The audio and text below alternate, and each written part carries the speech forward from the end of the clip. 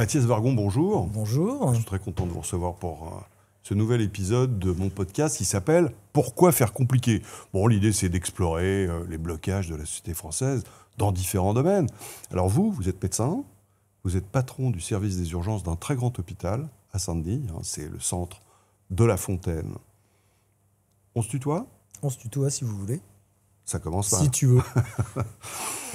Et quand on pense, on a tous fait cette expérience d'aller aux urgences pour des raisons plus ou moins graves, et on hésite entre l'énervement, l'agacement devant le nombre d'heures qu'on passe là-bas, et puis la compassion pour les gens qui travaillent et dont on voit bien qu'ils sont complètement débordés.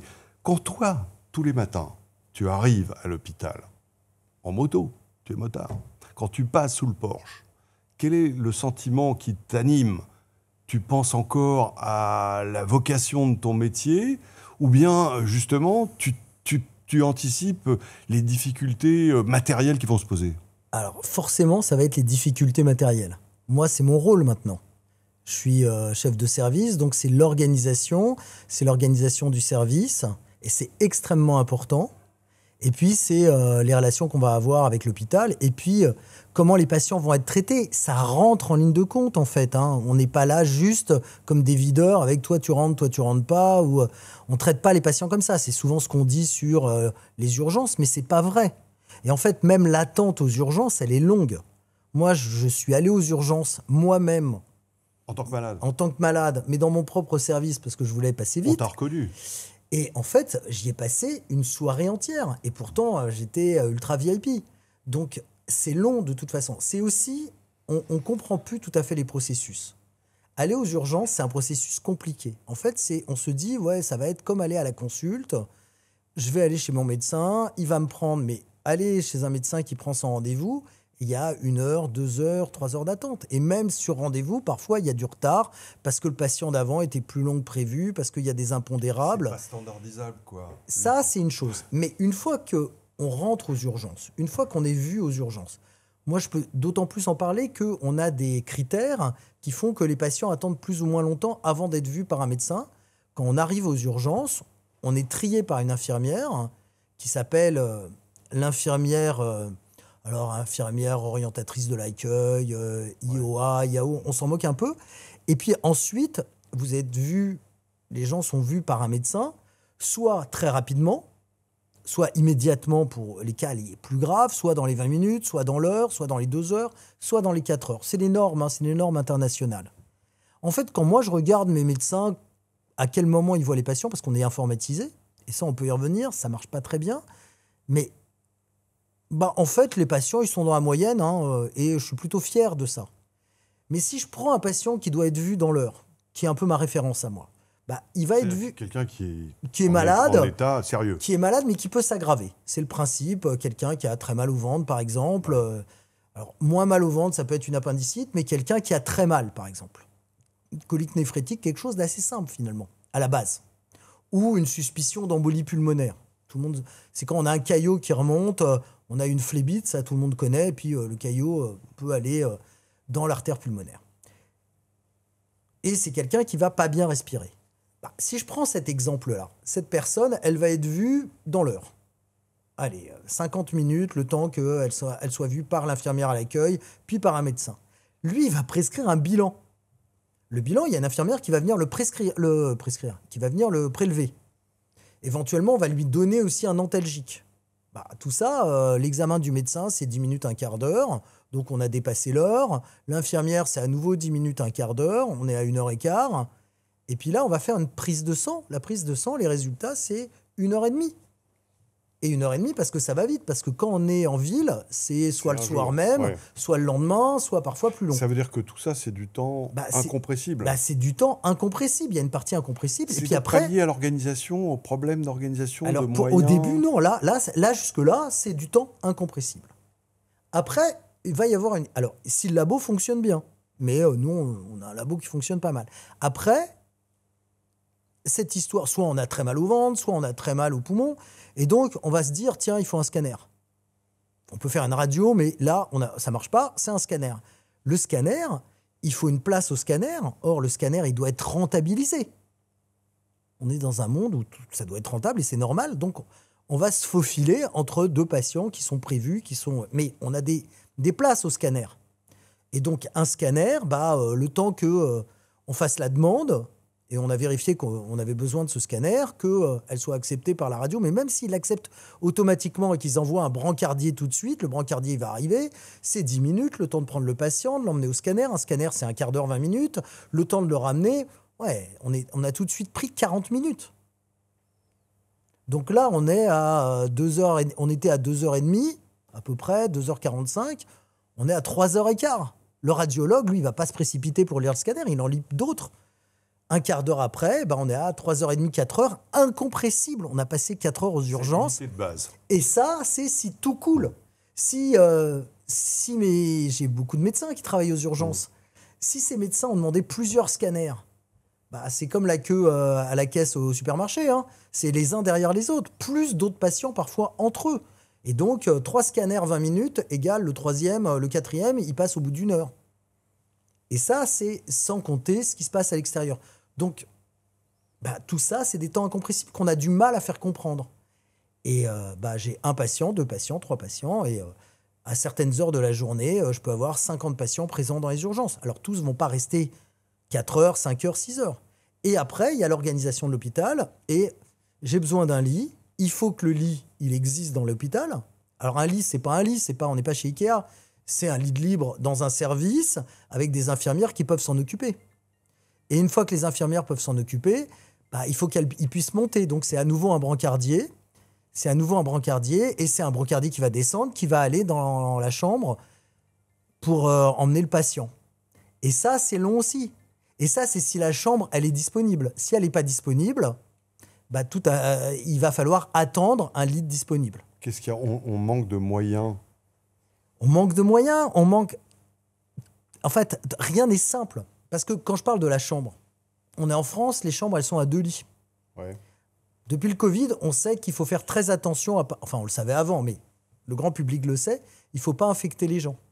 Et donc, si on a quelqu'un qui est infecté et on a de plus en plus de résistance aux antibiotiques, et si on sait que c'est quelqu'un qui est porteur d'une résistance aux antibiotiques, et plus un malade va aller à l'hôpital, plus il y a des chances qu'il soit pas malade de ce microbe, mais il est porteur d'un microbe résistant, il faut une chambre seule, parce qu'il faut des mesures d'isolement.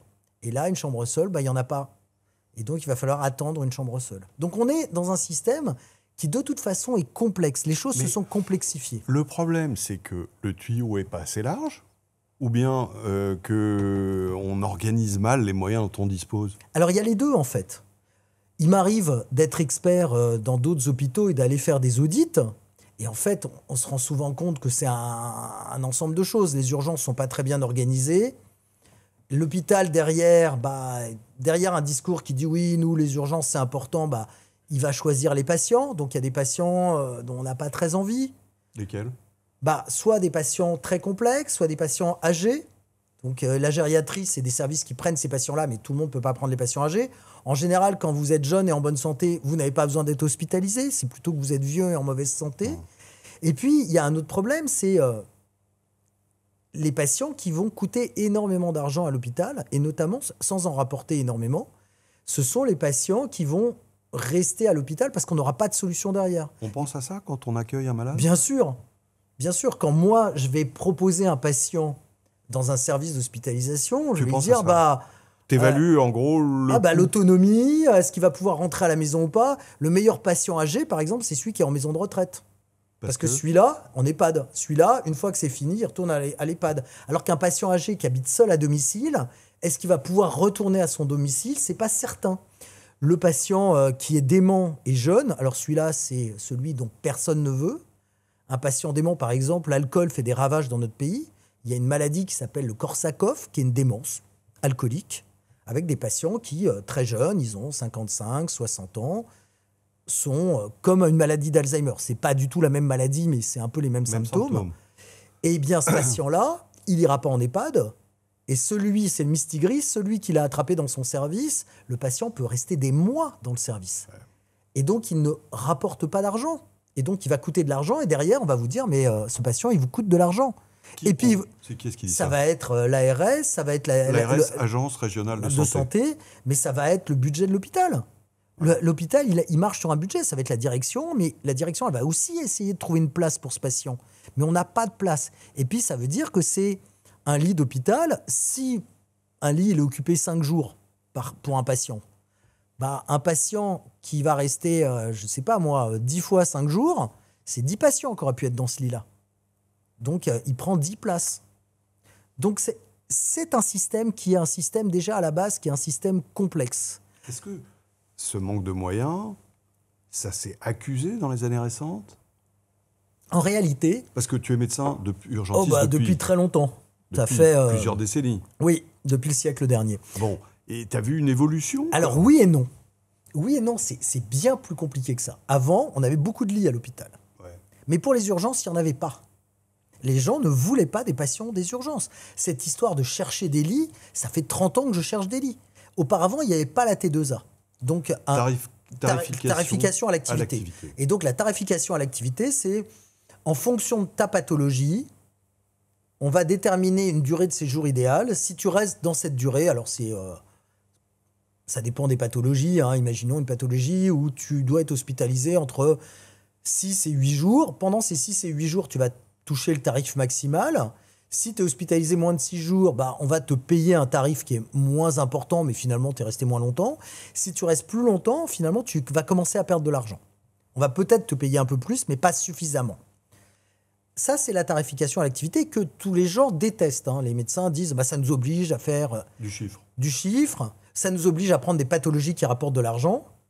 Alors moi, je suis urgentiste. Moi, je trouve que c'est drôlement bien, la tarification à l'activité. Parce qu'avant, les services, ils étaient payés par un budget global. Ils avaient un budget annuel qui prennent des patients et qui s'en prennent pas. Et ils prenaient pas mes patients. Et pour pas prendre mes patients, ils faisaient ce qu'on appelait des permissions. C'est-à-dire que le patient qui était hospitalisé et qui devait sortir le vendredi, officiellement, il sortait pas. Mais on lui donnait la permission de sortir. Il revenait le lundi. Et le lundi, on mettait quelqu'un d'autre dans son lit. Et le week-end, moi, je pouvais pas prendre de patients. Et donc, on avait un système qui bloquait les lits. Bloquer les lits, enfin... Moi, j'ai toujours connu ça. Depuis que je suis interne dans les années 90, on montait dans les étages voir s'il y avait des lits libres. Maintenant, c'est beaucoup plus simple. Hein. Il y a l'informatique. Je peux voir si au 8e étage, il y a des lits libres. Ouais. C'est très, très simple. Hein, plus ou moins, parce que parfois, on oublie de faire sortir le patient. En fait, on oublie de faire sortir administrativement le patient. Donc, le lit est plein alors que le patient est rentré chez lui. Donc, c'est un système qui est compliqué. C'est un système qui fait de certains patients... des patients dont personne n'a envie, il faut être très clair, parce que derrière, le système ne suit pas. Parfois, on parle de l'aval. Hein, c'est souvent, on a beaucoup parlé pendant le Covid, l'aval, c'est ce qu'il y a après les urgences. Mais en réalité, souvent, c'est l'aval de l'aval. C'est qu'est-ce qu'on fait quand le patient est hospitalisé et qui ne va pas pouvoir rentrer à la maison tout seul. Alors, il y a des systèmes, il y a l'hospitalisation à domicile, mais il faut quand même qu'il ait un domicile. Il faut quand même qu'il y ait quelqu'un au domicile. Un patient, une hospitalisation au domicile, ce n'est pas un patient tout seul. Et puis, il y a tout ce qu'on appelle les soins de suite et de réadaptation. Alors, ça a changé, soins médicaux de réadaptation, ou les EHPAD. Mais pour des patients jeunes, comme je disais tout à l'heure, comme le Korsakoff, celui-là, il ira nulle part. En plus, c'est un patient très compliqué à gérer. Il faut du personnel.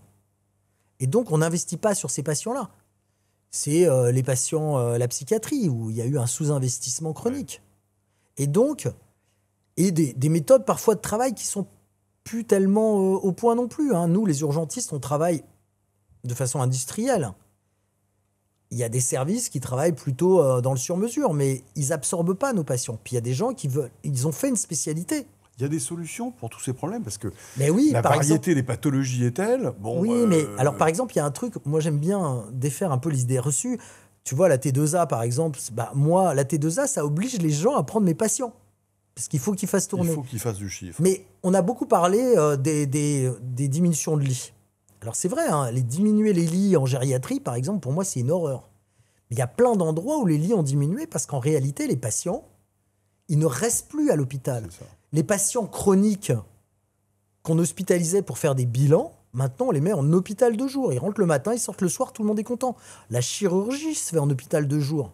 Des opérations qui prenaient des jours auparavant prennent quelques heures maintenant. Je prends toujours l'exemple, donc tu tu l'as dit, je fais de la moto. Avant, je faisais du scooter. Et il y a très longtemps, 27, 28 ans, je me suis cassé le poignet gauche en tombant de scooter. J'ai été hospitalisé et je suis resté plusieurs jours à l'hôpital pour ma fracture du poignet. Ça paraît aberrant aujourd'hui.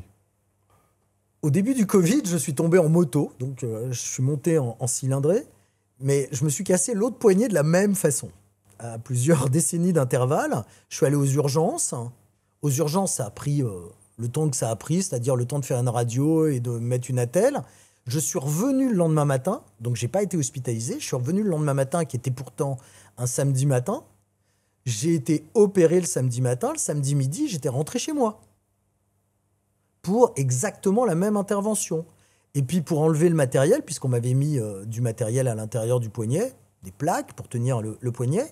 La première fois, ça a été 3 ou 4 jours d'hospitalisation et je suis parti en avance, en signant ma pancarte, ce qu'il ne faut pas faire.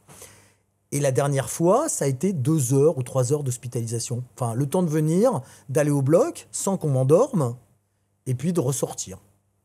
Donc ça change tout, bien sûr. Bah, ça change tout. Et donc, une partie de la suppression des lits, elle est là. Ça, Mais c'est quand même pas négatif. c'est pas négatif, mais derrière, il y a le financement. Est-ce que le financement équilibre? Pas tout à fait. L'hôpital, il est en souci de financement chronique, de sous-financement, en fait. C'est-à-dire que la question de l'argent, elle t'occupe quotidiennement. Alors, elle m'occupe moi parce que je suis chef de service. Ouais. Elle occupe moins les médecins et les infirmières qui normal, travaillent. Bien sûr. Mais il y a la question du salaire qui est importante. C'est-à-dire que les gens qui sont à l'hôpital, pendant très longtemps, on les a pas très bien payés. C'est fini? On les paye mieux maintenant? On les paye un peu mieux, mais on les paye toujours pas très bien. Il y a eu des augmentations, hein, c'est le Oui, Grenelle parce de la santé. qu'après le Covid, tout le monde s'est barré. Ouais. Et donc là, on s'est dit quand même, c'est difficile. Les médecins étaient très mal payés aussi, il faut le dire. Les gardes, par exemple, elles étaient très mal payées pour des horaires de Combien nuit. c'est une garde aujourd'hui? Alors ça dépend du statut, en fait. C'est compliqué, ça va de 200 à 400 euros la nuit. Oui, j'avais en Mais tête c'est- 200, alors, 200 euros pour... Mais quand moi, une j'étais garde de interne ou chef, à l'époque, les gardes, elles n'étaient pas comptées dans le temps de travail. Donc je ne sais plus combien c'était payé, quelques centaines de francs. Mais c'était même pas compté. Donc on travaillait en plus, on travaillait quasiment gratuitement. Parce que c'était rien du tout. Là, maintenant, c'est compté dans le temps de travail. Donc les gens qui travaillent la nuit, le lendemain, d'abord, ils sont obligés d'être de repos, mais c'est compté dans leur... c'est pareil, on ne sait pas quel est le temps de travail d'un médecin hospitalier. Est-ce que c'est 35 heures, 39 heures avec les RTT, 45 heures, 48 heures ou en demi-journée? Parce On a compte- l'impression que, justement, le Grenelle de la santé, bon... Non, mais ça a fait un plus. Voilà, hein. on a augmenté un peu les salaires, mais que, parallèlement, il n'y a pas tellement eu de travail sur l'organisation de Mais l'hôpital. Quand on lit... alors, c'est le rapport de la Cour des comptes. Ils voient le monde avec leurs yeux.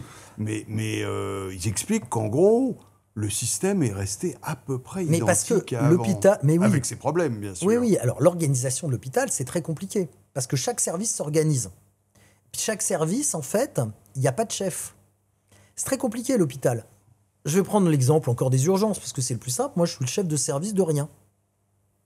Les infirmières, hiérarchiquement, dépendent des cadres. Les infirmières et les aides-soignantes dépendent des cadres.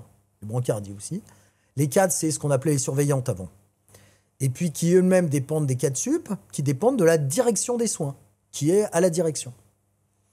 Les médecins, chez moi, c'est pas moi qui les paye, c'est pas moi qui les augmente, c'est pas moi. Moi, je fais leur planning, en gros. Et je fais l'organisation. Mais j'ai pas vraiment d'action main. hiérarchique. J'ai pas d'action hiérarchique. Même les secrétaires, c'est pas moi qui les choisis. Et c'est pas moi qui les paye. Et donc, on a parlé de l'hôpital entreprise, c'est tout sauf une entreprise. C'est-à-dire que je suis responsable d'un service, de faire fonctionner un service, mais finalement, si les gens m'obéissent pas, j'ai pas beaucoup de moyens. Et tu les choisis pas, évidemment. Alors, je choisis les médecins. Tu peux dire, monsieur machin, non. Non, c'est quand ils viennent que je les recrute. Une fois que je les ai recrutés, qu'ils sont devenus Ils praticiens sont là. hospitaliers, c'est D'accord. compliqué. Mais c'est toi qui les recrutes. C'est encore moi, c'est l'hôpital qui les recrute, mais on me demande mon avis. Et en vrai, c'est moi qui les recrute. Mais les infirmières, pas du tout. Et de toute façon, on manque tellement d'infirmières que je suis même pas certain que mes cadres recrutent vraiment les infirmières, avec un niveau qui est pas extraordinaire. Ça a baissé. Alors c'est ce que disent mes vieilles infirmières. Elles disent ça a baissé. Peut-être Tu que penses c'est. pas? Moi, je pense aussi. Je pense aussi. Alors les explications, c'est Parcoursup où les gens finalement font pas. Alors, c'est pas une question de vocation parce que la vocation c'est quelque chose dont je me méfie beaucoup. Mais c'est des gens qui se retrouvent un peu là par hasard. qui sont pas très bien payées, avec un métier qui est dur quand même, infirmière. Et oui, le niveau, il n'est pas très élevé, mais le niveau général, il a pas augmenté. Donc, Au-delà de la médecine, tu veux au-delà dire. de la médecine, Oui. mais chez les infirmières, enfin, quand on va dans des pays étrangers, on a des infirmières qui sont... ça, c'est la société. On a des infirmières qui sont profs de médecine, qui sont... ne serait-ce que infirmières en pratique avancée en France. Ça a mis énormément de temps, ces infirmières qui sont surdiplômées, plus diplômées Plus que qualifiées. l'infirmière de base, plus qualifiées. C'est des diplômes et qui peuvent faire des choses... C'est entre le médecin et l'infirmière. Et donc, ça a été très difficile à mettre en place en France. C'est en train de se mettre en place. Ça existe aux États-Unis depuis 40 ans, 50 ans. Donc, on a des choses qui sont très difficiles à mettre en place avec un niveau qui est plutôt plus bas. On n'a pas d'universitaires infirmières. Très peu. On en a, mais très, très peu. Et donc, tout ça fait que l'hôpital, il fonctionne qu'à un cas, avec des gens qui ne sont pas très bien formés, avec des gens qui n'ont pas très envie parce qu'il y a un manque de sens, parce que les Un plannings... manque de sens. Il y a un manque de sens. Parce On que soigne les gens. On peut pas dire que ça n'ait pas de sens. Mais on soigne les gens au milieu de problématiques de planning, de problématiques de matériel, de problématiques d'organisation. Et donc, à un moment, ça épuise les gens. On a bien vu, de toute façon, le Covid, quand même, le Covid où tout le monde a retrouvé du sens, finalement, l'hôpital a plutôt bien fonctionné. Ouais. Alors certes, les vannes étaient ouvertes, mais complètement ouvertes, et peut-être trop Budgétaire. budgétaires. Mais en termes d'organisation, l'hôpital il était dirigé aussi par nous, en partie par les médecins, faut le dire.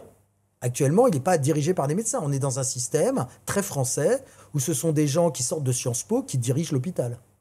Et c'est un problème, ça. Ils sortent de Sciences Po et ils font l'école des directeurs d'hôpitaux. Mais en tout cas, est-ce que c'est un problème? Oui, moi je pense que c'est un problème. Ils n'ont pas la Cela dit, connaissance intime Le de... bon médecin, c'est pas forcément le bon gestionnaire. C'est Mais comme le bon prof de latin qui devient proviseur, quoi. Mais tout à fait, mais on pourrait imaginer un système qui est un système où on est un directeur d'hôpital, qui soit un médecin, et un secrétaire général qui soit un directeur Qui d'hôpital. l'assiste, en fait. Voilà, c'est ça, Ouais. avec la vision, c'est une vision médicale. Et derrière, c'est évidemment, il y a les finances, il y a tout ça, et qu'il faut gérer. Toi, pourquoi tu as choisi médecine? Pourquoi j'ai choisi médecine? Parce que j'avais envie de faire des études. En fait, non. J'ai fait de l'informatique avant, parce que Ah ouais. mes parents pensaient que j'étais pas capable de faire médecine. Mais donc, c'était j'ai ton fait- projet au départ. Oui, parce que je trouvais ça intéressant. Ouais. Et que probablement, il y a la partie s'occuper des gens. Mais c'est compliqué, hein. Et c'était des études qui m'intéressaient. J'avais envie de faire des études, je trouvais ça intéressant. Il fallait que je fasse des études quand même où il y avait un débouché. Parce que mes parents étaient marchands de journaux, donc vous ne me voyez pas vivre à leur Marchand crochet. de journaux, ils avaient un kiosque. Ils avaient un magasin de journaux, ils ont eu du tabac journaux, puis Ah que ouais. journaux. Donc, ils vendaient de la presse avec quelques babioles, un peu de bouquins, mais... À Paris. Oui, essentiellement, ouais. Ils étaient marchands de journaux. Donc, voilà, il fallait que j'ai un métier et que la médecine, ça m'intéressait beaucoup. Donc, j'ai fait médecine. Et puis, on est content de faire médecine. C'est très gratifiant, en fait. Hein. Ça l'était? Est-ce que ça l'est toujours? Pour moi, ça l'est toujours. Ouais. Non, mais ça l'est Pour toujours. les jeunes médecins? Mais j'espère. Ouais. Oui, je pense que oui. Mais parfois, il faut leur rappeler. Parce que le statut du médecin a changé dans la société. Ouais, mais est-ce qu'on a besoin de faire médecine pour avoir un statut? Moi, je pense que... alors, Est-ce je qu'on a travaille, besoin de statut? C'est vrai. je travaille aux urgences où le système est très horizontal. Donc, la femme de ménage, le brancardier, l'infirmière, le médecin, ils sont tous très utiles et c'est très horizontal. Est-ce que être médecin, c'est avoir un statut? Je pense qu'il faut être très mal dans sa peau pour imaginer que, quand même, médecin, c'est vachement important. Moi, je crois pas. Je crois que... C'était comme ça avant. Oui, c'était comme ça et très bien. Ça a changé. Maintenant, c'est influenceuse. Et puis, il y avait une question de niveau de vie.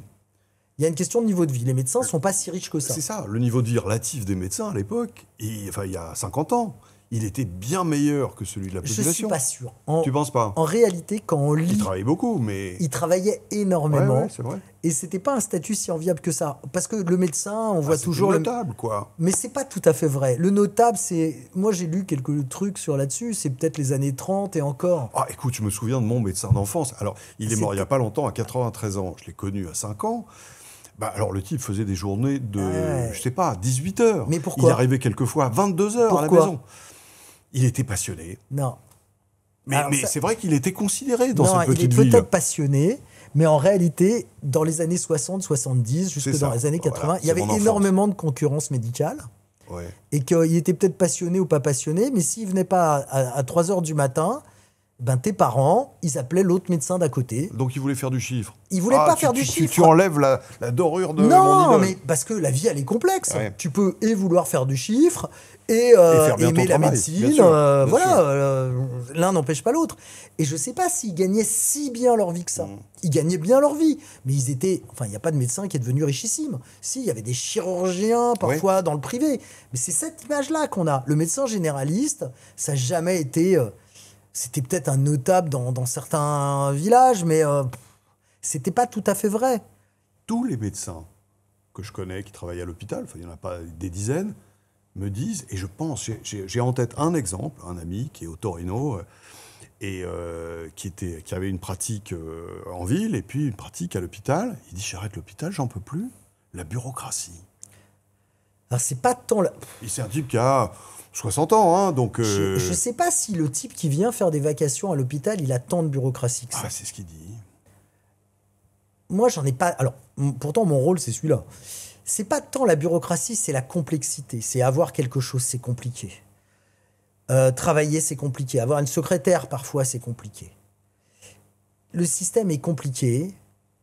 C'est ce que je te dis, hein. Il y a des gens Parce que les décisions, justement, il faut identifier... Oui, c'est comment on fait. Il y a des décisions qui sont prises sans te demander ton avis. Moi, je vais te donner un exemple qui est tout récent. Ma direction va être super contente que j'en parle.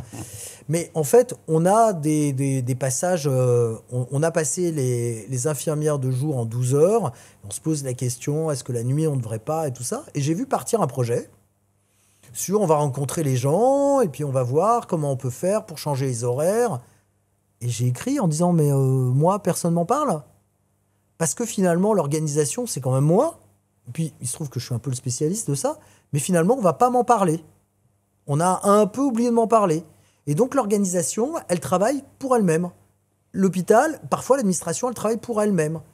Un autre exemple, j'ai vu passer, alors on fait des tas de conventions, parce que quand on fait des conventions, on est bien noté, alors là, c'est pas l'ARS, c'est l'HAS, la Haute Autorité de Santé. La Haute Autorité de Santé, elle va auditer les hôpitaux et elle va les certifier. Alors la certification, c'est un grand moment pour chaque hôpital, où on va montrer à des experts. Alors les experts, hein, c'est des gens qui sont pas auto-désignés experts, mais qui ont demandé à être experts à l'HAS, et donc ils vont venir, ils visiter votre hôpital et vous allez montrer que vous travaillez super bien et que vous êtes là pour le patient et à la qualité. C'est un grand cinéma, c'est le grand moment de... Vous savez, tu sais, en fin d'année, à l'école, les gens font leur spectacle de fin d'année.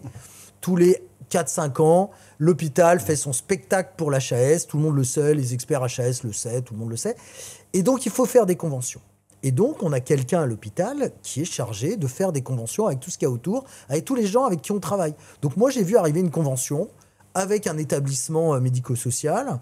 La convention, c'est comment on reçoit les gens qui se sont piqués, qui ont eu un accident d'exposition au sang. Tu sais, quand tu as un accident d'exposition au sang, il faut vérifier que le patient n'a pas le sida, pour aller très vite, l'hépatite, et puis suivre le patient. Nous, on a une procédure... dans l'hôpital qui marche très bien. Aux horaires de bureau, ils vont directement voir les infectiologues. Dans les autres horaires, c'est nous qui nous en occupons, on les renvoie vers les infectiologues. Il y a quand même quelqu'un qui a écrit une convention pour expliquer tout ça. En plus, la convention, c'était pas tout à fait ce qu'on faisait, en plus. Mais il y a quelqu'un qui est payé pour écrire ces conventions pour faire plaisir à l'HAS. Et donc, on se dit, OK, c'est bon, on a un truc qui marche, mais il va falloir réécrire dessus.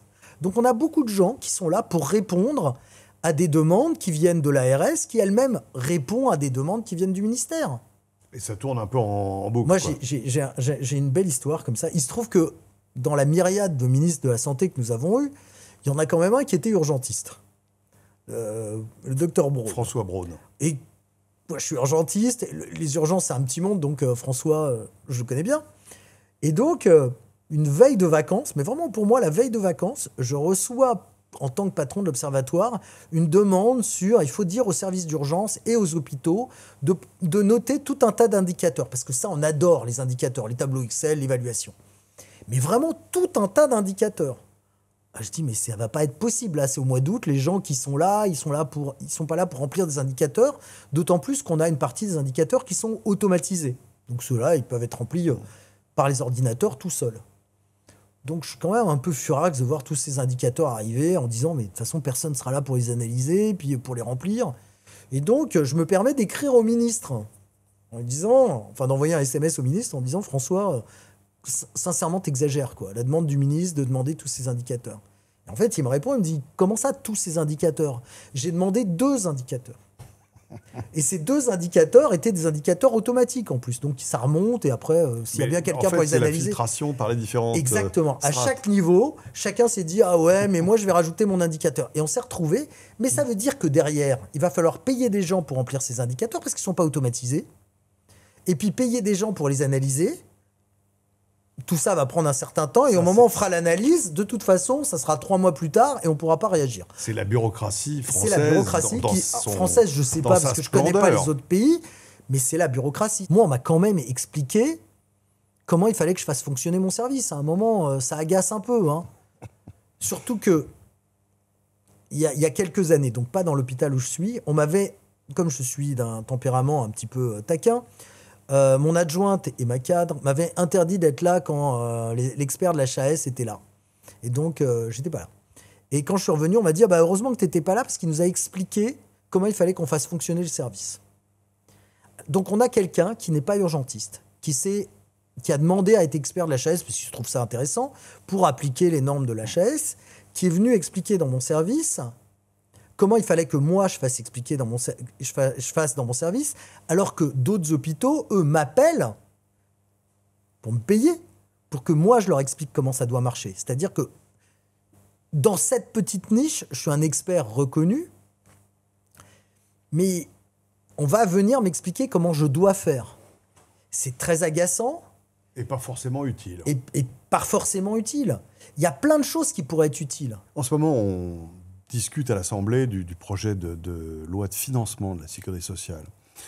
L'une des idées, enfin l'idée initiale du gouvernement, c'est de faire payer, pas pour l'hôpital, mais pour la médecine de ville, un peu plus les patients, avec des franchises, de responsabiliser, j'allais dire le consommateur, le patient, pour lui faire comprendre que la santé a un prix. C'est une bonne idée ou pas? Je sais pas. En vrai, je sais pas si c'est une bonne idée. Je pense que les gens ne se rendent pas compte du prix, ça c'est sûr. Mais depuis des années, on a fait en sorte, mais les mêmes politiques quand même, hein, on fait en sorte qu'on ne se rende pas compte du prix. Oui.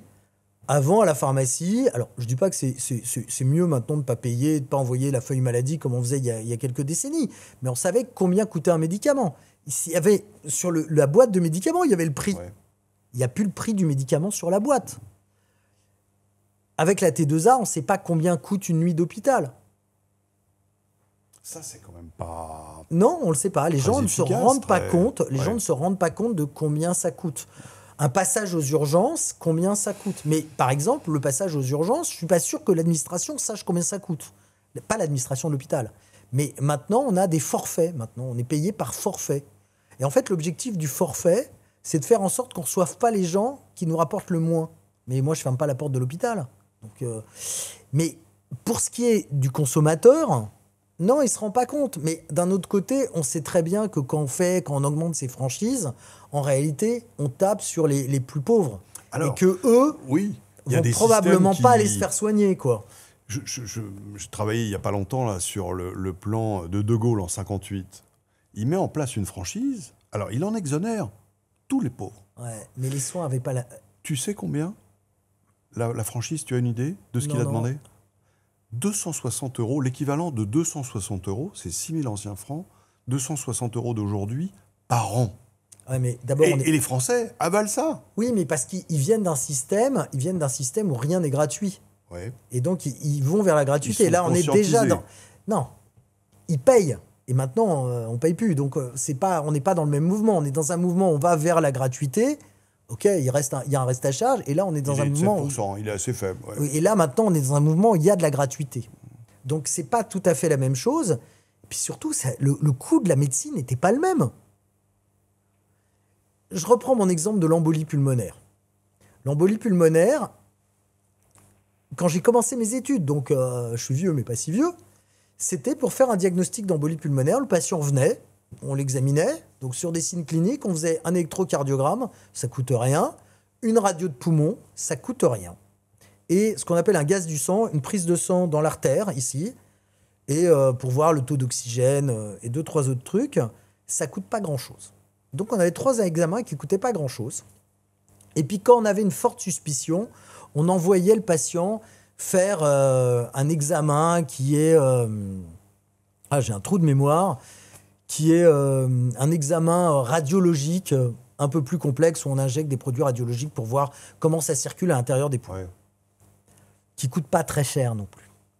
Et puis, on disait que en fait, l'embolie pulmonaire était un diagnostic d'autopsie. Parce qu'on passait à côté régulièrement. Et puis, les patients mouraient. Maintenant, l'embolie pulmonaire, tu viens aux urgences, je vais te faire une prise de sang. Et en fonction de cette prise de sang, je vais dire, OK, on exclut l'embolie pulmonaire ou on pense qu'il y a une forte suspicion d'embolie pulmonaire. Et là, tu vas faire un scanner. Donc, le scanner coûte beaucoup plus cher que les 3 autres examens. Mais ça marche mieux. Mais ça marche très très bien. Et du coup, tu vas avoir un traitement qui va coûter relativement cher pendant plusieurs mois, voire plusieurs années. Alors que quand tu es mort, tu n'as pas de traitement. Hein.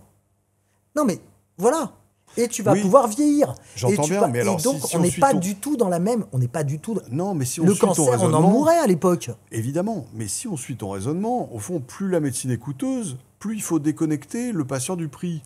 Ça finit mal, quoi. Ça n'est pas mon raisonnement. C'est celui qui a été mis en œuvre. C'est ça qui, de facto, s'est passé. Ouais. Et donc, de facto, ça s'est passé comme ça.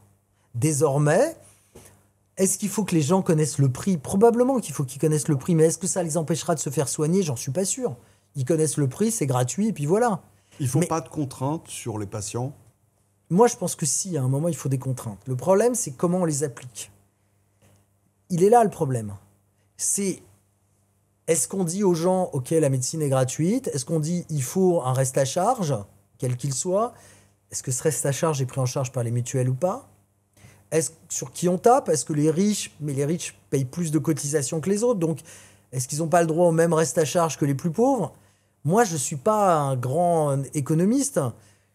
Je ne sais pas. Mais c'est sûr qu'on a un consumérisme médical. On va pas... Ça ne sert à rien de mentir là-dessus. Il y a un consumérisme médical. Et il faudrait pouvoir le circonscrire. Mais pas que, parce que tu es journaliste, et moi, à chaque fois que j'ouvre la télé, on me dit, oh, attention, si vous avez une angine, ça peut être grave. Si vous avez ça, ça peut être grave. Et du coup, on engage les gens à aller consulter. Donc, il y a aussi ça. On est dans une société, et la santé, c'est important. Et donc, on engage les gens à aller consulter. Alors, peut-être que c'est pas le médecin généraliste qui doit avoir tout ça.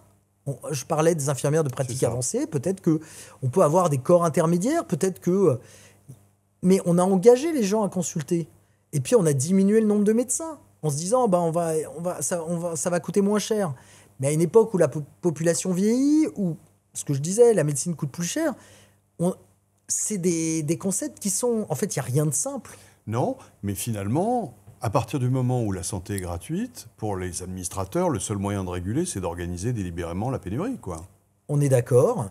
Là, on pourrait imaginer que certaines choses soient moins gratuites que d'autres, mais encore une fois, une angine, je vais prendre une angine. Ouais, truc banal. Un truc banal. Une angine, si elle est microbienne, streptococcique, elle peut entraîner des troubles cardiaques à distance, et je ne vais pas parler de médecine, je vais parler pognon.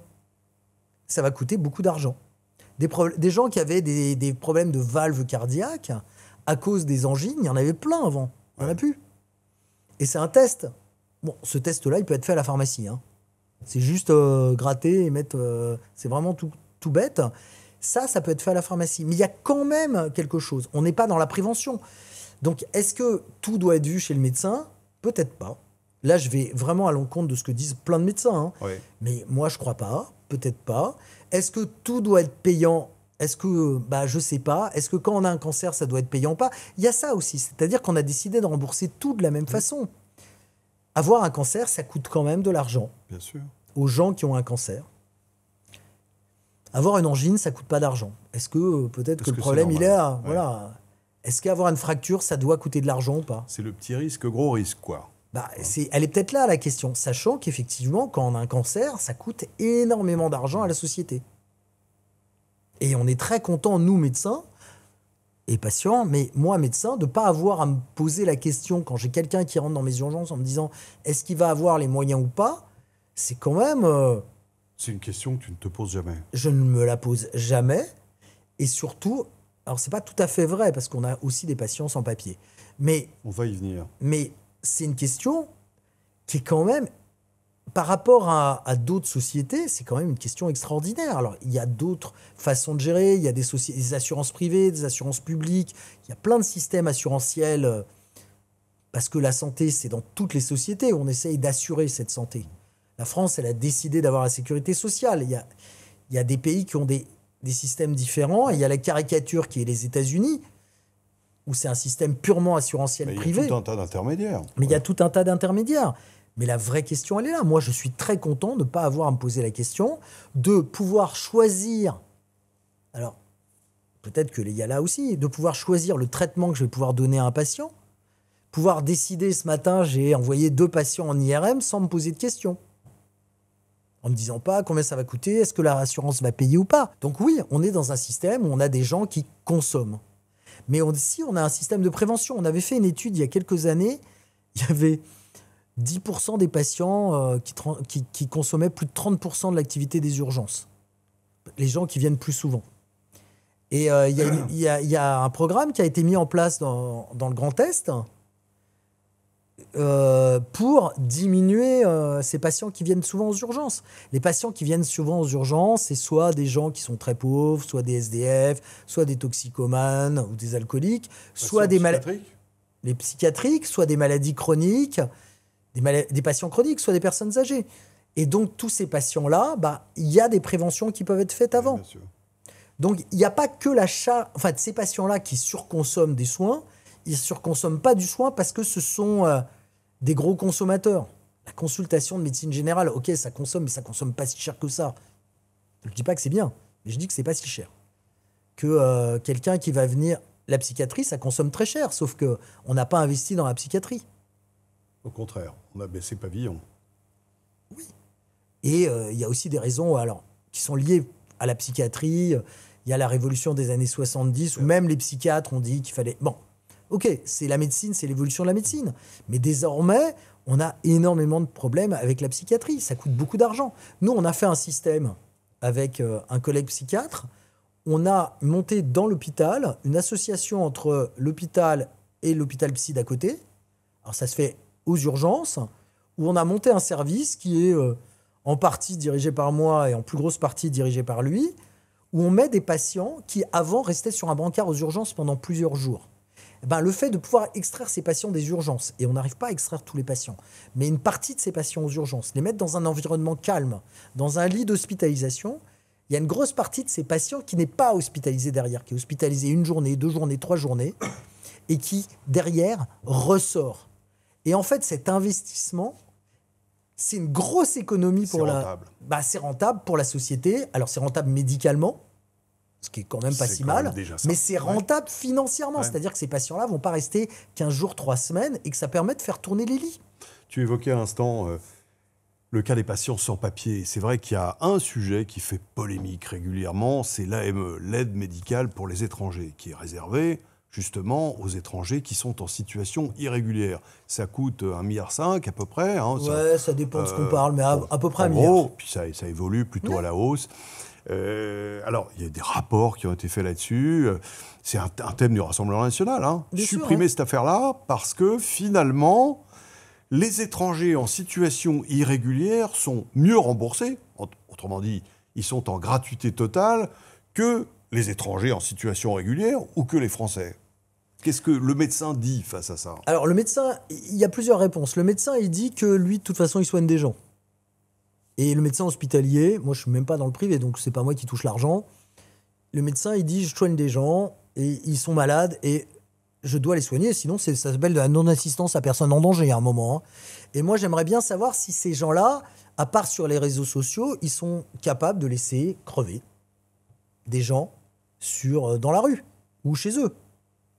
Il y a aussi, et moi je l'ai fait, j'étais à Médecins du Monde, je crois, il y a très très longtemps, quand j'étais interne, j'ai fait 6 mois, j'étais interne, et en même temps, je faisais quelques vacations Médecins du Monde, et j'avais ces étrangers. Mais ces étrangers, c'est des gens qui travaillaient. Quand on dit l'étranger, Tout de suite, on pense aux délinquants et tout ça. La plupart de ces gens-là, ils travaillent. Moi, la plupart de mes patients étrangers sans papier, ils travaillent sur des chantiers, ils travaillent dans des restos, ils travaillent sur des marchés. Enfin, il y a bien des gens qui les payent et qui les embauchent. Et ces gens-là sont des Français. Donc, la question, elle va au-delà. Donc, le médecin, il se dit, OK, il faut soigner les gens. Et puis, il y a la santé publique aussi. Il faut les soigner parce que peut-être qu'ils sont contagieux. Et que là... si c'est le type qui est dans la cuisine qui a la tuberculose, vous n'avez peut-être pas envie de manger dans les assiettes que le type qui a la tuberculose, il a lavé, pour être très clair. Donc on a cette question-là aussi. Est-ce qu'on va laisser une femme accoucher dehors? Et puis l'AME, elle n'est pas versée à l'étranger. Non. Elle est versée aux médecins, et essentiellement, parce que c'est essentiellement le service public qui les reçoit, elle est versée au service public. Mon hôpital qui est déjà en déficit, qui reçoit ces patients étrangers, et encore une fois, je suis obligé de les recevoir. À la fois parce que je suis médecin, mais aussi parce que c'est la loi. En fait, il doit être payé pour ce qu'il a fait. Sinon, le déficit, il va s'aggraver, et il ne pourra plus recevoir ni les étrangers, ni les Français qui ont payé leur sécu. Est-ce que ça ne se joue pas sur la codification des actes? Autrement dit, il y a des soins d'urgence nécessaires ou des soins... Alors ça, c'est pas la codification, c'est le panier de soins. Ouais. C'est le panier de soins. C'est un sujet. On pourrait imaginer que le panier de soins... Moi, ça ne me concerne pas tellement parce que c'est essentiellement des soins d'urgence. Ouais. Alors ça peut être des petites choses, hein, ça peut être une angine aussi. Ouais. Mais ça peut être une tuberculose, ça peut être une découverte de cancer, ça peut être plein de choses. Alors, c'est la définition du panier de soins. Oui, on pourrait l'imaginer, mais les politiques n'en parlent pas. Enfin, je suis désolé, mais quand moi on me parle de se faire recoller les oreilles, c'est clairement le type, il n'a pas étudié le problème. Parce que j'aimerais bien savoir quelle est la part, dans ces 1 milliard et quelques de dépenses, quelle est la part du recollage d'oreilles. Autrement dit, c'est infinitésimal. J'en sais rien, mais j'ai pas l'impression qu'on recolle des oreilles d'étrangers à la pelle. Non, mais voilà, ou qu'on fasse des seins à la pelle. Peut-être qu'il y en a quelques-uns qui font ça. Mais dans l'ensemble, c'est pas ça le problème. C'est de la médecine. Et des patients qui viennent en France se faire soigner, c'est vrai qu'il y en a. Alors, on nous a parlé de réseaux, de choses comme ça. Il y a des gens qui viennent se faire soigner. La question, Ils payent, eux? Alors, au bout de 3 mois, ils ont l'AME. Et parfois, on peut avoir des soins d'urgence en AME. Puis, il y a des gens qui payent aussi. Mais ceux-là, c'est pas le problème. S'ils payent, ils payent. Mais en réalité, mettez-vous à leur place. Vous avez un cancer. Moi, ça m'arrive de recevoir des gens qui ont des cancers très évolués et qui viennent en France parce qu'ils pensent qu'en France, ils vont guérir. On fait quoi? Et souvent, ces gens-là, on leur explique qu'il faut qu'ils retournent au pays parce qu'ils vont mourir, en fait. Et parfois, à très court terme, et tant qu'ils sont encore... ils peuvent encore voyager, il faut le faire, plutôt que de mourir tout seul en France dans une chambre, et puis après, on ne sait pas comment on va rapatrier le corps et ce genre de choses. Parce qu'on en est là. Mais c'est des gens qui viennent par désespoir. Donc la question, encore une fois, elle est l'entrée en France. Moi, une fois que je les ai, qu'est-ce que je fais? Alors souvent, ces gens-là, on ne les traite même pas pour leur cancer, parce qu'ils sont déjà en dépassé, ils ont déjà été traités. Mais on a d'autres problèmes, il ne faut pas se leurrer. On a des patients qui viennent et qui sont insuffisants rénales, et donc qui vont avoir de la dialyse, et qui vont avoir de la dialyse pendant des années, et qui vont peut-être avoir une greffe rénale. Moi, je suis médecin. Mon métier, c'est pas de les dialyser directement, mais de les envoyer à la dialyse ou de les envoyer à la greffe. Est-ce qu'on décide que vous n'avez pas le droit de greffer les gens qui sont sous AME? J'en sais rien. Est-ce que, en tant que citoyen, j'ai mon propre avis, mais là, je parle en tant que médecin. Est-ce que les gens qui ont besoin d'une dialyse, les gens qui ont besoin d'une dialyse, je ne vais pas les laisser mourir. Je ne vais pas les laisser mourir, ils sont là. Donc, c'est à l'État de prendre ses responsabilités. Est-ce qu'il doit Et après, à chacun de prendre ses responsabilités. Est-ce qu'on doit renvoyer dans son pays quelqu'un qui a besoin d'une dialyse et qui l'aura peut-être pas dans son pays? Ou qui l'aura moins bien, ou qui l'aura... C'est une vraie question. Les gens, ils viennent parce que la France, c'est mieux. Non, mais il faut se mettre ça en tête. C'est évident. Et donc, ils viennent pour se faire soigner. Mais encore une fois, ils sont où les chiffres de cette extrême droite ou de cette extrême gauche qui disent « Non, mais tout le monde est innocent ou tout le monde est coupable ». Moi, j'aimerais bien savoir combien il y a de gens qui viennent parce qu'ils ont besoin d'une dialyse. Moi, j'en vois plusieurs dans l'année. Je travaille à Saint-Denis. J'aimerais bien savoir, mes collègues à Versailles, combien ils envoient. Ils envoient probablement beaucoup moins que moi. Donc en plus, j'ai une vue biaisée. Parce que forcément, ils viennent là. Donc la question, elle est là. C'est l'AME, encore une fois, elle ne va pas dans la poche des immigrés. Non mais qu'on soit clair, parce que quand on entend les discours, c'est quand même l'impression qu'on a. On leur file 1,5 milliard. Non, les 1,5 milliard, ils vont dans la poche, j'allais dire de mon directeur. Non, ils vont dans le budget de mon hôpital et d'autres hôpitaux et de chez quelques médecins. C'est un débat légitime. Et puis pour un médecin généraliste, c'est tellement... J'en parlais avec un médecin il n'y a pas longtemps, il me dit c'est bon, j'en ai un par an. Bon. Il dit, tu penses bien que je ne m'emmerde pas avec la paperasse, ça passe comme ça. Ouais. C'est un débat légitime, tous les débats sont légitimes. Mais il faut bien penser que ça ne peut pas être, mais comme souvent actuellement dans le débat politique, un débat ne peut pas être simpliste. Donc on a quelqu'un, on a des lois qui disent que on doit porter assistance. On a une morale quand même. Et on a tout un tas de gens, l'extrême droite par exemple, qui sont très branchés au catholicisme en ce moment. Ils en font des tonnes sur le catholicisme, qui nous expliquent que c'est important d'aider son prochain et tout ça. Il y a une morale. Est-ce qu'on laisse mourir les gens dans la rue ou dans un squat ? Moi, je ne crois pas. À un moment, on ne laisse pas mourir les gens. Il y a une question de santé publique. Est-ce que les gens doivent être transporteurs de maladies ? C'est important aussi. Il y a une question financière. Est-ce que l'hôpital doit perdre de l'argent ? La question, moi, je pense que non. Et après, est-ce qu'on doit laisser rentrer les gens ? Qui on rentre en France ? J'ai mon idée comme citoyen, mais moi, je suis un petit-fils d'immigrés. Tous mes grands-parents sont nés à l'étranger. Où ça ? En Pologne. Les 4 sont nés en Pologne, à des endroits différents. Ils se sont rencontrés en France, je crois. Et ils sont arrivés... Dans les années 30. Ils étaient juifs, et en 40, on leur a expliqué qu'ils n'étaient plus français et que mes parents non plus, alors que mes parents étaient nés en France. Donc voilà. Donc j'ai forcément mon histoire personnelle, ma vision personnelle des choses. Mais aussi, sans parler de ça, je me dis, bah ouais, en tant que médecin, moi, j'ai pas le choix. Ces gens-là, je les soigne. Autant que mon hôpital, il soit payé pour ce qu'il a dépensé en soignant ces gens-là, parce que de toute façon, il n'a pas le choix. Et donc, aux politiques de prendre leur responsabilité, de dire, OK, on fait plus rentrer d'étrangers, on fait plus rentrer personne, et on voit. Donc, soit on fait rentrer personne. Moi, je pense pas que ça soit la bonne solution, mais on peut décider de faire rentrer personne, mais on s'attaque pas à l'AME, on s'attaque à la police de l'air et des frontières. Dans le débat sur justement le projet de loi de finances de la Sécu, il y a aussi la réapparition de la question de la vaccination des soignants. Pour les EHPAD, cette fois-ci, il est question de leur enjoindre d'être vaccinés de façon à protéger la population des EHPAD. Tu avais pris des positions assez radicales au moment de la vaccination du Covid en disant il ne faut pas réintégrer les soignants qui refusent. Comment est-ce que tu expliques que cette, j'allais dire, idéologie anti-vax se soit étendue au point de contaminer, si je puis dire, les soignants eux-mêmes? Qu'est-ce qui se passe? Alors d'abord, ça ne date pas du Covid. J'ai regardé, ça date de la fin des années 90, début des années 2000. On a eu plein de choses. L'hépatite B, par exemple, qui donnait la sclérose en plaques. Ouais, c'est vrai qu'on l'a dit. En France.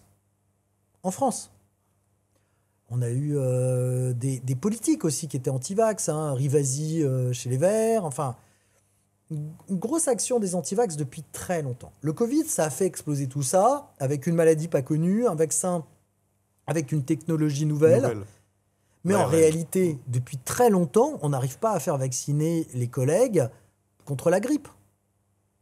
Plus personne ne se vaccine contre la grippe à l'hôpital. Nous, on a quelques vaccins dans le service. Alors d'abord, il n'y a pas de campagne. Vous avez vu une campagne générale sur la grippe? Il n'y a rien. Ça commence là. Ouais, ça commence doucement, mais dans les hôpitaux, pas grand-chose. En tout cas, pour les plus de 65 ans. Pas qui viennent du ministère. Alors, moi, j'entends habituellement, oui, je me suis fait vacciner contre la grippe, j'ai été malade comme jamais. Ouais, moi, je me suis fait vacciner, c'est ce que j'ai écrit sur les réseaux sociaux cette semaine.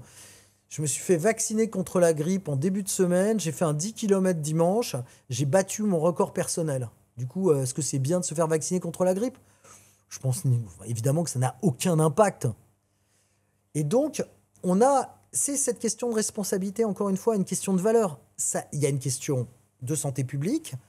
Alors, le vaccin contre la grippe, c'est pas le super bon exemple, dans le sens où c'est vrai que c'est pas le super bon vaccin. Mais quand même, ça évite certaines formes graves chez la personne âgée. Et la question, c'est la transmission. Donc, on peut voir des patients. Est-ce qu'on doit, en voyant des patients, est-ce qu'on porte un masque à chaque fois? C'est pas vrai, on porte pas de masque à chaque fois. Est-ce que... donc on peut, moi j'ai dit à quelqu'un de mon personnel, j'ai dit bah ok, tu portes un masque, mais jusqu'en mars. Bah, c'est évident qu'elle le fait pas. Et puis il y a le message envoyé. Si c'est pas obligatoire, c'est que c'est peut-être pas très important. Mais on a rendu la vaccination pour les enfants obligatoire. Je vais mettre de côté le vaccin ARN. La grippe, c'est pas un vaccin ARN. Et donc on a cette vague anti-vax qui est promue par les réseaux sociaux, par les complotistes. En ce moment, c'est le procès sur les fous qui croyaient que Brigitte Macron racontait n'importe quoi sur Brigitte Macron. C'est les mêmes, en fait. C'est exactement les mêmes. Donc, il y a probablement, je vais faire mon complotiste, moi aussi, il y a une façon de foutre le bordel qui vient probablement d'autres pays, parce que c'est toujours les mêmes. Je pense qu'il y a un moment, oui, on voit bien qu'il y a des comptes, je ne sais pas si c'est la Russie, l'Iran, mais il y a des comptes qui sont des... Enfin, je lis des gens qui sont spécialisés là-dedans et qui le disent. Et moi, je vois bien que les comptes, parfois, avec lesquels j'interagis ne sont pas tout à fait vrais, ou je regarde un peu ce qu'ils publient. On a cette méfiance envers la vaccination. Mais, et quand on leur parle de la polio, de la rougeole, enfin, la polio, ça a fait ses preuves, quoi. La variole, ça a fait ses preuves. Bah, ils racontent que non, c'est l'hygiène et tout ça. En fait, les gens, il y a une espèce de méfiance de la médecine qui a été amplifiée par le Covid, mais qui existait bien avant. Mais alors, les modes opératoires, peut-être pays étrangers ou pas, complotisme, mettons ça de côté. Est-ce que le terreau de tout ça, c'est quand même pas aussi un rapport avec la science qui s'est détérioré ? C'est possible, il y a un rapport avec la science, il y a une méfiance envers la science. Il y a aussi, moi j'avais étudié ça au moment de l'homéopathie. Donc, oui. J'ai eu qui t'a valu un certain nombre d'inconvénients. Ouais, j'ai un blâme du Conseil de l'Ordre. J'attends l'appel, là. Il paraît qu'il y a l'appel, mais j'attends tous les jours mon courrier. Tu dis, en gros, l'homéopathie, ça sert à rien. Mais ça a été prouvé, ça ne sert à rien. Moi, je m'en fous. Les gens, ils peuvent bouffer du sucre, je bouffe des haribots. Eux, ils peuvent bouffer de l'homéopathie. C'est chacun son truc. Ce pourquoi j'avais signé cette tribune, dont j'étais pas à l'origine, mais j'étais dans ce groupe qui a fait cette tribune, j'avais signé contre le remboursement de l'homéopathie. On parlait d'argent. Pareil, c'était de l'ordre de 1 milliard, sans compter les consultations qu'on avait mis de côté. L'homéopathie, à ce moment-là, en étudiant un peu pourquoi les gens aiment l'homéopathie, alors il y a tout un tas de conneries du genre, oui, c'est ancestral. Alors, ancestral, ça veut rien dire. Avant, les gens mouraient. Et l'homéopathie, c'est pas un truc si vieux que ça. C'est la fin du XVIIIe siècle, début du XIXe. Donc, c'est pas si vieux.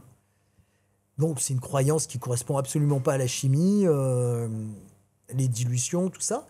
Mais en fait, les gens, ils sont pris individuellement. Ils vont voir un médecin qui va leur parler d'eux.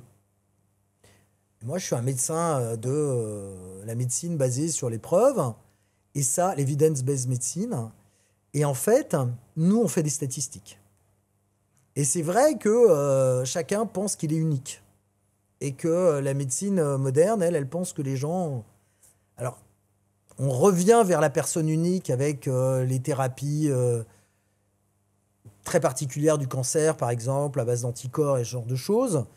Mais ça reste quand même des groupes. Et chaque personne est unique. Et ce que j'ai compris, quand les gens vont voir l'homéopathe, ils ont l'impression d'être uniques. Et il y a ça. Et la vaccination, c'est typiquement un truc où on va vacciner tout le monde de la même façon. C'est l'inverse. Et c'est de la statistique. Est-ce que ça va vous protéger, vous, mon patient? C'est pas sûr. Mon patient, il peut quand même attraper la grippe. Il peut quand même avoir des réactions. Donc, à titre individuel, c'est un risque. Là, c'est l'intérêt collectif qui est en jeu. C'est l'intérêt collectif, mais on est dans une société. J'ai pas ma propre milice, je paye la police. J'ai pas mon propre prof, on paye l'école publique. J'ai pas mon propre hôpital, je paye l'hôpital public. On est dans une société, on vit en société. Liberté, égalité, fraternité, la fraternité. Et moi, j'avais proposé pendant le Covid que ça devienne obligatoire pour tout le monde, en disant, après tout, Oui, pourquoi les soignants devraient se sacrifier? Parce qu'il y a aussi ce côté sacrificiel des soignants. On l'a vu pendant le Covid, hein. On les applaudissait tous les soirs parce que c'était l'agneau sacrificiel. C'est très religieux tout ça. C'était Hein. en première ligne avec le Oui, danger, mais etc. il y avait le côté sacrifice. Hein. Ouais. Alors ça peut être la guerre avec le type en première ligne, mais ça peut être très religieux aussi. Hein. Le bouc émissaire, l'agneau. Et donc, pour aller contre ça, je suis soignant. Finalement, pourquoi je me sacrifierais dans cette société où plus personne se sacrifie? Bah, toute la société montre son soutien en se vaccinant. Bon, ça n'a pas bien marché. Je me suis pris des menaces de mort. J'en ai encore. C'est pas très grave. Mais on a ce devoir-là. Et c'est une vraie question sociétale. Au-delà de la vaccination, c'est une vraie question sociétale. Se vacciner, qu'est-ce qu'on fait pour les autres? Est-ce que je mets mon clignotant quand je conduis? Pour le vélo d'à côté? C'est un peu cette question-là. Qu'est-ce que c'est que la société? Qu'est-ce que c'est que vivre en République française? C'est ça qui est malade. Moi, je pense que c'est au-delà de la vaccination, bien sûr. Plus une grosse méfiance envers Big Pharma. Alors, Big Pharma, pour qui j'ai travaillé pendant 2-3 ans, qui n'est absolument pas exempt de reproches. Ils sont là pour faire de l'argent sur la maladie des gens, ce qui est quand même très moyen. Mais tout n'est pas à leur discrédit. S'il n'y avait pas Big Pharma, il n'y aurait pas le vaccin Covid, mais il n'y aurait pas d'autres vaccins, il n'y aurait pas de chimiothérapie, il n'y aurait pas de... Enfin voilà, la vie, elle est complexe. Tu évoquais tes grands-parents juifs arrivés dans les années 30, et puis implicitement, au fond, l'horreur de l'antisémitisme de l'époque. On a vu monter, là, depuis 18 mois, 2 ans... Depuis 2 ans? Depuis le 7 octobre. Depuis 2 ans, une forme nouvelle d'antisémitisme, notamment chez les jeunes. Comment est-ce que tu l'expliques? Alors, pour moi, c'est quelque chose d'important. Donc, je suis né dans une famille où la Shoah, c'était quelque chose de prégnant. Mon grand-père maternel est mort dans les camps de concentration. Des gens avec des numéros sur des bras, j'ai pas le souvenir d'avoir demandé ce que c'était, en fait. Parce que j'ai toujours vécu avec ces gens-là. Il n'y avait pas énormément, hein, mais il y en avait quelques-uns autour de moi. Mes parents, eux, étaient des enfants cachés. Donc, pour moi, ça fait partie de moi. Après, je suis très peu religieux. Je suis ce qu'on appelle un juif de Kippour, c'est-à-dire je vais à la synagogue le jour du grand pardon, c'est à peu près tout. Je mange pas cachère, je mange pas de porc par tradition, et encore j'en ai mangé, donc tout ça est très soft. Israël, j'ai un rapport avec Israël qui est un rapport du juif moyen, c'est-à-dire Israël, c'est quand même le rêve des juifs d'avoir leur territoire. Après, moi j'étais contre la politique de Netanyahou depuis très longtemps. Quand j'étais jeune, mes parents m'ont envoyé, parce que chez des scouts juifs, mais d'extrême gauche. Donc, on parlait déjà de la partition de Jérusalem dans ces mouvements-là. Donc, plutôt très à gauche. Et ma vision d'Israël, j'y vais jamais. En 30 ans, j'y suis allé une fois en vacances. Donc, c'est vraiment pas... C'est pas mon rêve d'aller en Israël. Et donc, je suis un sioniste pour l'existence de l'État d'Israël. Je suis contre l'occupation des territoires. Enfin, ça, c'est pour situer un peu le débat, parce que ça n'a plus aucune importance. Depuis le 7 octobre, moi, je me suis beaucoup posé la question. Je suis très présent sur les réseaux sociaux, notamment sur X, et je parlais essentiellement de médecine sur X, et puis le Covid, un peu des juifs, mais plutôt des groupes, c'est par bulles, où on racontait de la bouffe, les Ashkénazes, c'est-à-dire ceux qui viennent de Pologne, de Russie, contre les séfarades, ceux qui viennent du Maghreb, en termes de nourriture, c'est bon, c'est pas bon, enfin, les clichés. Et puis est arrivé le 7 octobre. 7 octobre, c'est un séisme, en fait. Parce qu'en fait, les Juifs qui ont été tués le 7 octobre, c'est qui? C'est ces jeunes qui dansent à Nova, c'est l'équivalent de notre Bataclan en bien plus énorme au regard de la population. Mais sinon, c'est qui d'autre? C'est les kibbutz. Et les kibbutz qui sont à la frontière de Gaza, qui sont des kibbutz. Les kibbutz, par définition, c'est de gauche, puisque c'est une organisation communiste. Mais c'est les kibbutz qui aidaient les Gazaouis. C'était des gens qui étaient pour le dialogue palestinien et israélien. Et donc, c'est ces gens-là qui se font massacrer. Et ils ne se font pas massacrer en tant qu'Israéliens.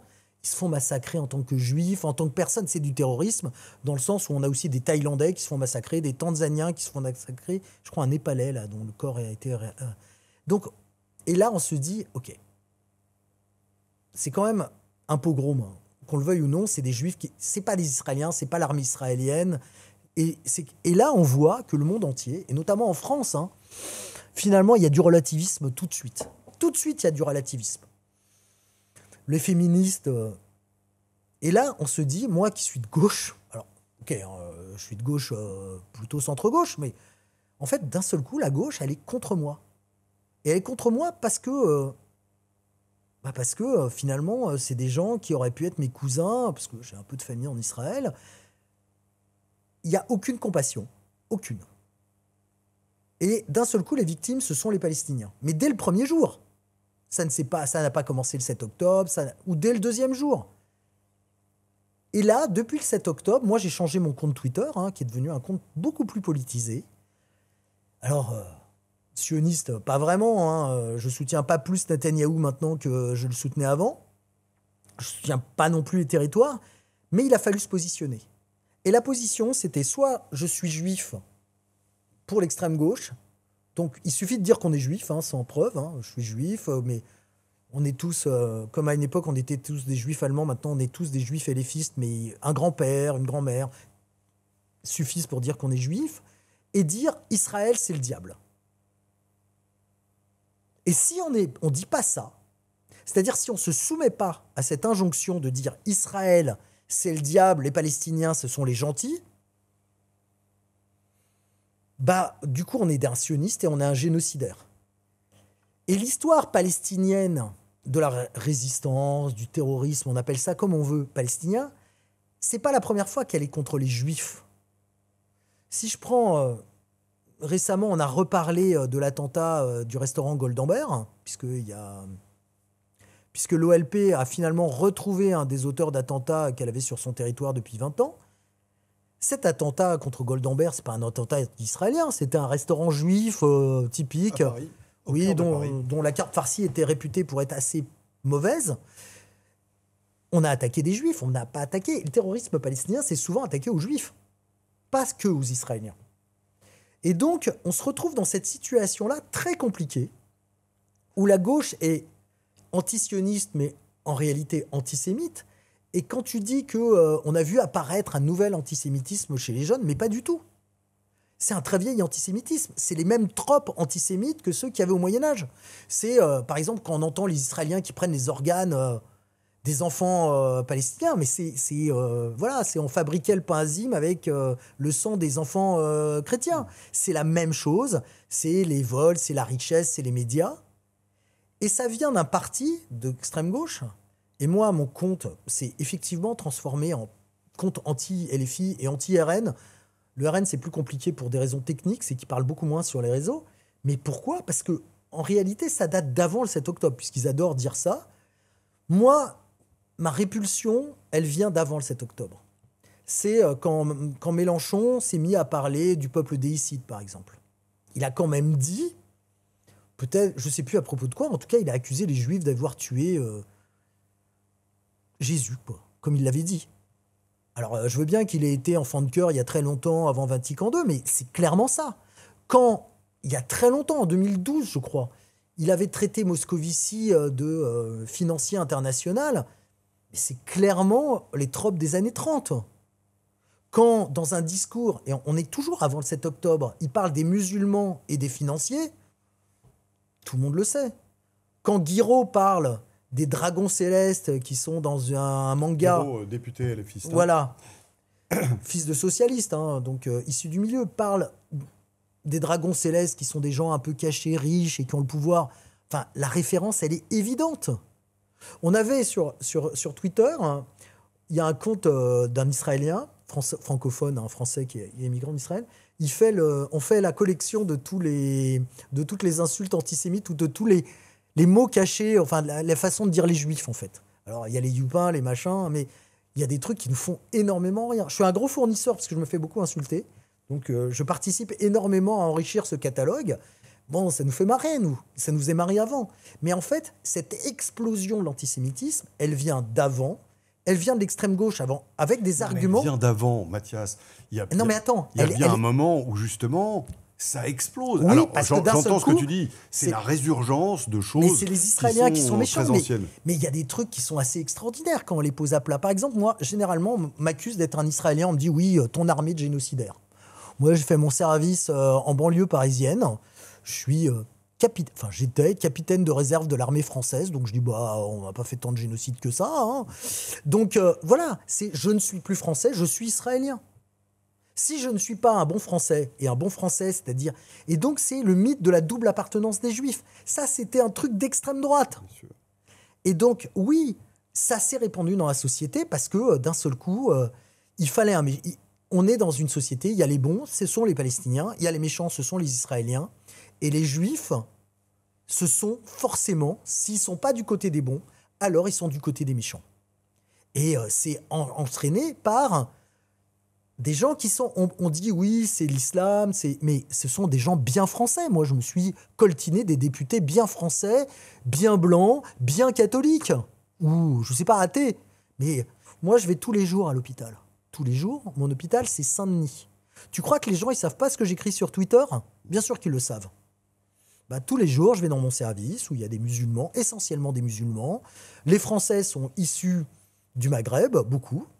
J'ai quelques Bretons, enfin essentiellement le Maghreb, un peu l'Afrique subsaharienne. Mes médecins viennent pour la plupart d'Afrique et du Maghreb, parce que je bosse beaucoup avec des médecins étrangers. Je ne vois pas de foulard palestinien. Je suis sûr que tout le monde est pro-palestinien. Mais moi, ça me choque moins finalement que quand ce sont des Français qui manipulent.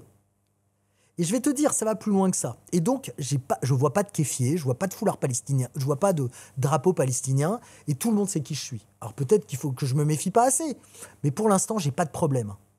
Et je soigne des gens, et moi, je m'en fous en fait que les gens, je suis là pour soigner des gens, qu'ils soient arabes, juifs, musulmans, catholiques, schtroumpfs, je m'en fous en fait. Qu'est-ce qui fait que ça s'est rallumé ? Qu'est-ce qui fait que... cette violence, cette vigueur. C'est le populisme. C'est le populisme, c'est le clientélisme, le populisme. Tu sais, avant le 7 octobre, encore une fois, avant, à Saint-Denis, maintenant c'est des socialistes, mais avant c'était des communistes avec la LFI. Et il y avait, mais je ne sais pas depuis combien de temps, en fait, j'arrivais à l'hôpital, il y avait devant l'hôpital une affiche avec le jumelage entre la ville et je ne sais pas quel camp palestinien. Mais quand je partais de ma ville, à moi, alors c'est pas un secret, j'habite à Saint-Mandé dans le 94 où il y a une forte communauté juive. Et que le maire, lui, fait des jumelages avec des villes israéliennes. Que quand je pars de la mairie, il y a les otages israéliens. Et que quand j'arrive, il y a les pauvres Palestiniens. Mais en réalité, le fractionnement de la société. On oublie ce que c'est que la République française. C'est-à-dire que ces maires qui sont d'origine française, encore une fois. Moi, je comprends que les Juifs, ils ont de la famille en Israël. Dans leur prière, c'est l'an prochain à Jérusalem, que les musulmans qui viennent de pays arabes, ils se sentent une proximité avec la Palestine, qu'il y ait l'anticolonialisme, qui est un vieux truc qui date des années 60. Qui a fait la jointure avec la gauche, quoi. C'est devenu l'emblème du combat anticolonialiste. Oui, et c'est une erreur historique. C'est aussi une inculture crasse. Oui. Il y a une inculture crasse, mais il y a aussi le clientélisme, la manipulation. C'est-à-dire que les Français ne sont plus des Français, ce sont des musulmans, ce sont des Juifs. Bah non, il faut arrêter avec ça. Et le problème, c'est que les partis politiques jouent avec ça. Ouais. Qu'on pourrait s'engueuler, mais que là, ce sont des partis qui ont pris ça. Et l'extrême droite a pris les Juifs, et on voit bien que les Juifs vont à l'extrême droite. C'est pas... Et la gauche a pris les musulmans, et les a tellement pris que moi, je dis que c'est une blague, mais ils n'apprécient pas. C'est que la gauche a expulsé ces juifs comme Isabelle la catholique l'a fait en 1492. C'est-à-dire que la gauche se dit, c'est un calcul, hein. Il y a très peu de juifs en France, 500 000, on ne sait pas, c'est pas rentable. Et il y a cette histoire de l'anticolonialisme. Mais l'anticolonialisme, c'est un vieux truc, ça date des années 60. Les milieux pro-palestiniens parlaient de colonialisme, mais que les milieux palestiniens. Enfin, mais c'est une très, très mauvaise connaissance... Si je prends des députés LFI, par exemple, Soudet, qui est quand même une fille de journaliste d'extrême gauche, qui explique qu'elle a découvert le conflit quand elle a été élue députée, bon, c'est pas la plus fine du lot. Mais Mathilde Panot, qui est, paraît-il, une des plus intelligentes. Qui est en tout cas une des responsables. Oui. Mathilde Panot, quand elle reprend le slogan de la mer, du fleuve jusqu'à la mer, et qu'on lui dit ouais, c'est à l'est ou à l'ouest, elle ne sait pas répondre. Elle n'a aucune idée de la géographie du coin.